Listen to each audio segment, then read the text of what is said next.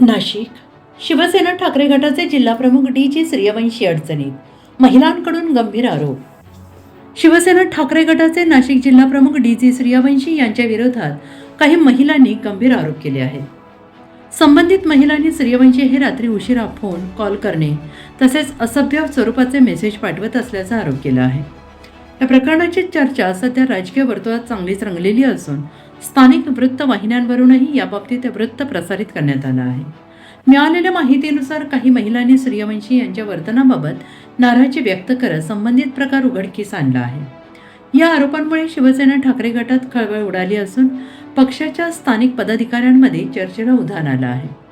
मात्र या आरोपांबाबत डी.जी. सूर्यवंशी यांची अधिकृत प्रतिक्रिया अद्याप समोर आलेली नाही. दरम्यान मार्च 2025 मध्ये शिवसेना ठाकरे गटात झालेल्या मोठ्या संघटनात्मक फेरबदलात डी.जी. सूर्यवंशी यांच्याकडे नाशिक जिल्ह्यातील प्रमुखपदी जबाबदारी सोपवण्यात आली.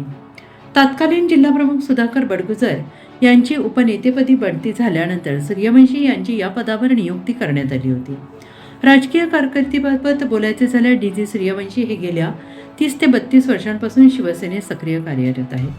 त्याने नाशिक महानगरपालिकेत 2 वेळा नगरसेवक म्हणून काम पाहिलेलं असून यापूर्वी ते पक्षाचे उपजिल्हाप्रमुख म्हणूनही जबाबदारी सांभाळत होते.